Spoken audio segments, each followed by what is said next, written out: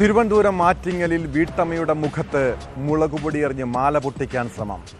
ആഡംബര കാറിലെത്തിയ യുവതിയും യുവാവുമാണ് വഴി ചോദിച്ച ശേഷം കാൽനട യാത്രക്കാരിയുടെ മാല പൊട്ടിച്ചത്. യുവതിയുടെ കണ്ണിൽ മുളകുപൊടി വീണതിനാൽ ശ്രമം വിജയിച്ചില്ല. തുടർന്ന് കാർ വേഗത്തിൽ കടന്നു കളഞ്ഞെങ്കിലും പോലീസ് പിന്നാലെ പോയി. 200ഓളം CCTV ദൃശ്യങ്ങൾ പരിശോധിച്ച് ഒടുവിൽ പ്രതികളെ പൊക്കി.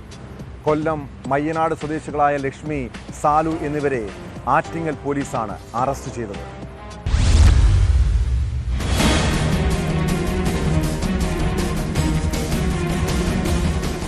കഴിഞ്ഞ ബുധനാഴ്ച രാവിലെ 10 മണിയോടെ ആറ്റിങ്ങൽ വെഞ്ഞാറമൂട് റോഡിൽ അവനവഞ്ചേരി പോയിന്റ് മുക്ക് ജംഗ്ഷനിലാണ് സംഭവം. ആറ്റിങ്ങൽ സ്വദേശി മോളിയുടെ കഴുത്തിൽ കിടന്ന മാലയാണ് ആഡംബരക്കാറിലെത്തി കണ്ണിൽ മുളകുപൊടി എറിഞ്ഞ് പൊട്ടിക്കാൻ ശ്രമിച്ചത്. ചന്തയിൽ നിന്ന് സാധനങ്ങൾ വാങ്ങി വീട്ടിലേക്ക് പോയ മോളിയുടെ തൊട്ടടുത്ത് കാർ നിർത്തി കാറിലിരുന്ന യുവതി വഴി ചോദിച്ചു.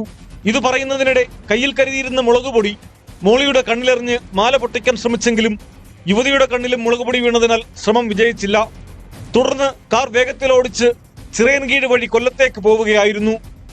നിരവധി CCTV ദൃശ്യങ്ങൾ പരിശോധിച്ച് സംശയം തോന്നിയ കാറുകളുടെ ഫോട്ടോകളെടുത്ത് പരാതിക്കാരിയെ കാണിച്ചാണ് പോലീസ് പ്രതികളിലേക്ക് എത്തിയത്. കൊല്ലം മയ്യനാട് സ്വദേശികളായ ലക്ഷ്മി, സാലു എന്നിവരെയാണ് ആറ്റിങ്ങൽ പോലീസ് അറസ്റ്റ് ചെയ്തത്.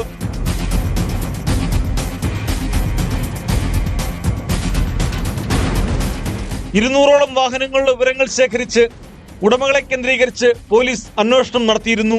ഒടുവിൽ കൊല്ലം ഇരവിപുരം പള്ളിമുക്ക് സ്വദേശിയിലേക്ക് അന്വേഷണം എത്തി. സുഹൃത്തിന് വേളാങ്കണ്ണിയിൽ പോകാൻ കാർ കൊണ്ടുപോയതാണെന്നാണ് ഇയാൾ പറഞ്ഞത്.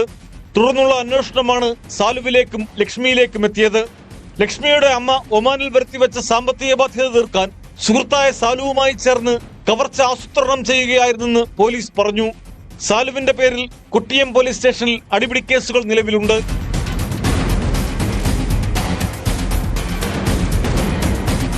ന്യൂസ് 18 ആറ്റിങ്ങൽ.